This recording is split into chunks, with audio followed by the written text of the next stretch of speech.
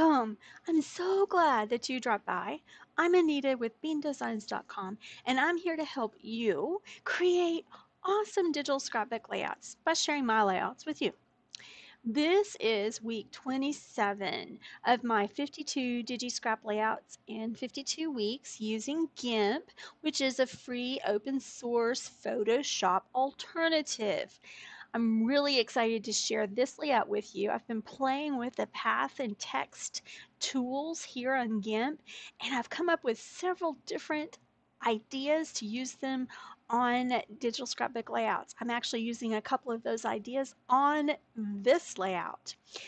Stay tuned for some GIMP tutorials in the upcoming weeks sharing some of these ideas that are brewing in my head. So the most recent version of GIMP at the time of this recording is 2.10.20, which is the version I'm using. I have several tutorials on setting up GIMP for creating digital scrapbook layouts, so check the channel for those if you're interested. Information on the digital kit that I used in this layout is provided in the description box. And I'll also list in the description box some tutorials that I think you might be interested in if you are interested in this video. So this is our finished product for today. I have my papers, my elements, and my photos all ready to go. So let's go ahead and open a new image. So we're going to go to new and open a new image. On our new image, we're going to bring in our papers.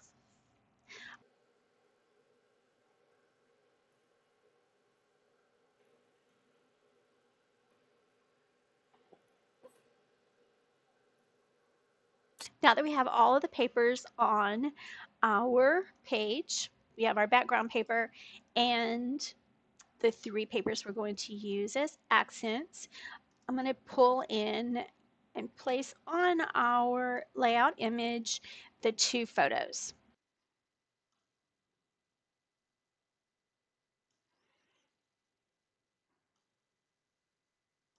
I'm going to pull those to the top.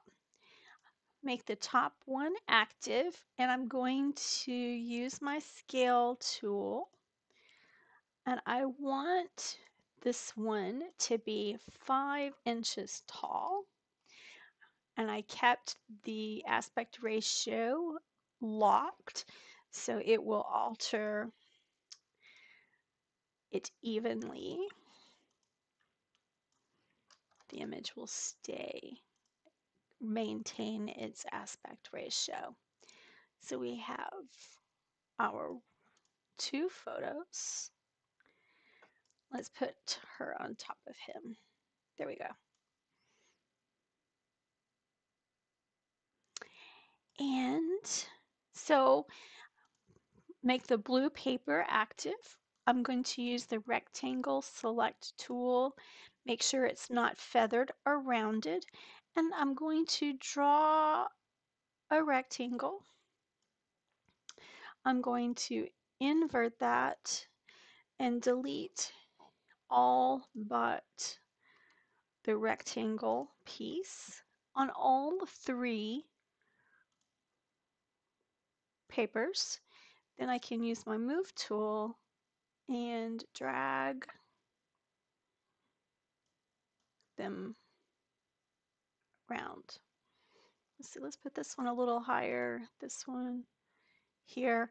And you'll notice that when I click on a layer, the layer still is the same size as it started. You can change that. So we're on the blue layer, go to layer, crop to content, and watch on the image, watch this yellow line move. It moves to just around the rectangle. Let's do that again. Layer, crop to content. This makes it easier, makes it smoother and more efficient when you're moving items around. So Next, I'm going to just drag and drop my elements onto the layout.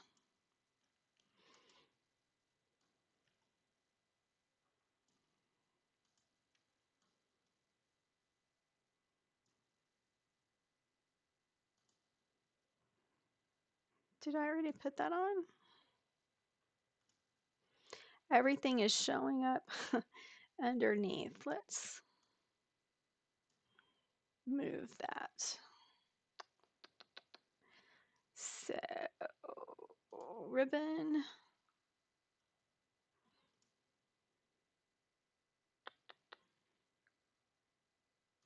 confetti.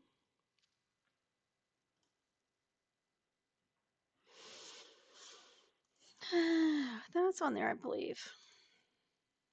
String is not twine. Let's take a look and see what we have. So I'm going to use my move tool. I'm going to grab the sticker. The sticker needs to be smaller. So let's scale that sticker down. Scale somewhere in that area there. Sticker's probably going to want to be on top of his picture there. And we have confetti. We have our parentheses, ribbon. What's hiding there? Our butterfly. So I want the string. Okay, that's good. And okay. Let's put that there. And I want those leaves to be a little lower. So we've got, you can see that the ribbon is under the leaves. The twine is on top of the leaves. Let's put the twine on top of the parentheses. There we go. Let's look at our butterfly. Butterfly, let's turn him. Well, first of all, let's make him just a little bit smaller. Scale. Let's rotate him. And what we're going to do is I'm going to use a path. I'm going to drag and drop a path onto this image that I already created. And I'm going to have a path going along the image where seems like the butterfly would have been traveling along that path, and I'm going to have my journaling on that path. So I'm going to right here, this is our path. This is our path right here. I'm going to drag and drop this path onto here. So you see our path, the red line. This is the course that the butterfly flew. So let me use my move tool and let's move our butterfly just a little bit. And we have our text as well. So let me just drag and drop this text onto our image. So I used ink-free text font at 75 pixels and I made it black. So I just typed out my journaling. Basically, it was just some words. It was some words just describing the day that we had together. On that text layer, I'm going to choose text along path. And this text is going to appear along the path. And then we no longer need this text layer. Go to our path tab. We're going to hide the path layer. We're going to, on this layer, this is actually a path along the font. So I'm going to click on path to selection so that we will be selecting the path. Then I'm going to return to the layer, and on a new layer that is transparent, I'm going to use the edit menu and fill with foreground color. We're filling the selection, and we now have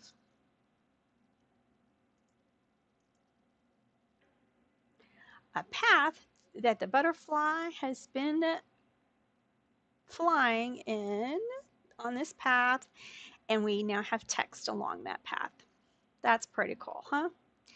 I also created this date stamp. July 27th was the day that we did this activity. And I'm going to just drag and drop this onto our layout, and then I can pull it.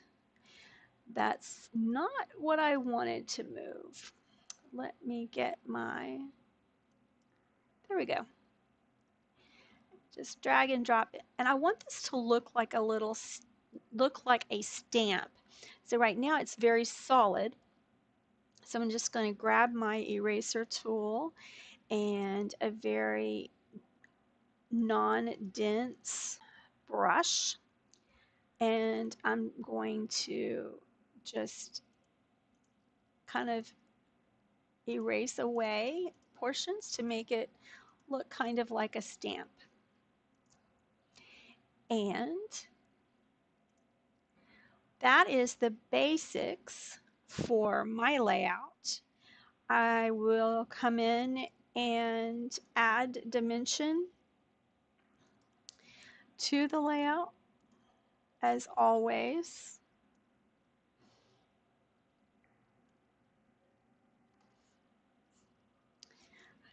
I removed the inner portion and then added a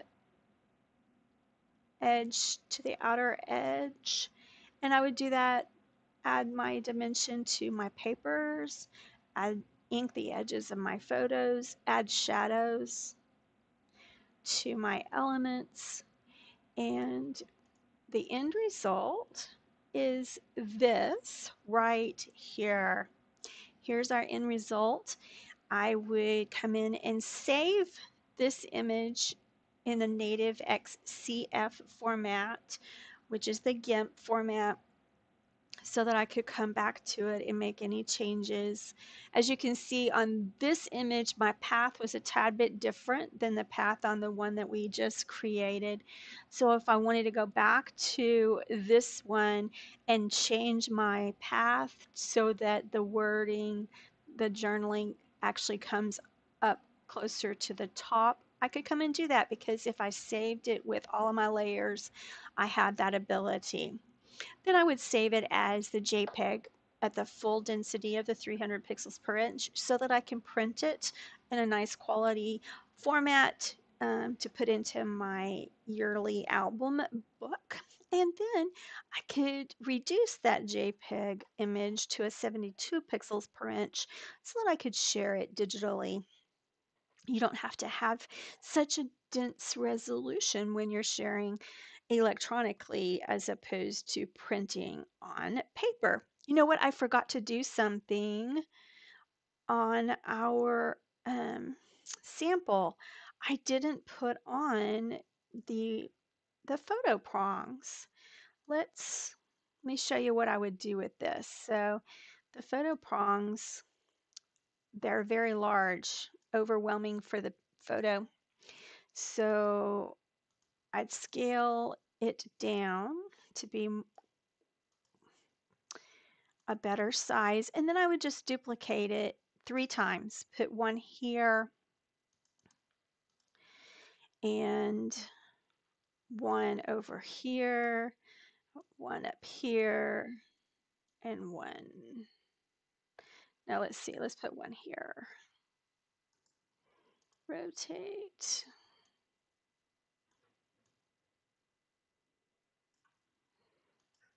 And this one, rotate.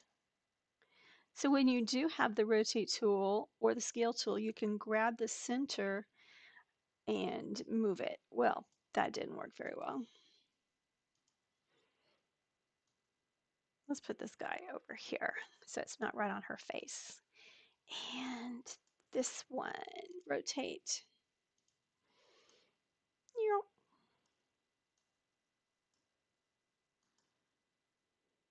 Okay, so now we'll finish it up.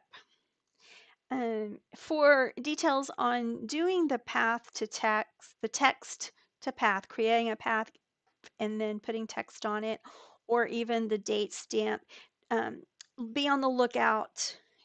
If you're watching this right now, be on the lookout for the upcoming tutorials on showing you how to do that. If you're watching this later, then go to the channel because they're going to possibly already be there. And I have some other ideas on ways that we can use text to path templates for the layouts that I'm share with you are available over on beandesigns.com. So check it out because you could get some free brain sparks there. And my Bean Designs YouTube channel, it has both uh, other layout videos and GIMP tutorials for using GIMP as your graphics program for creating digital scrapbook layouts. Keep on preserving your memories for your future generations through your digital scrapbooking. Bye bye until next week.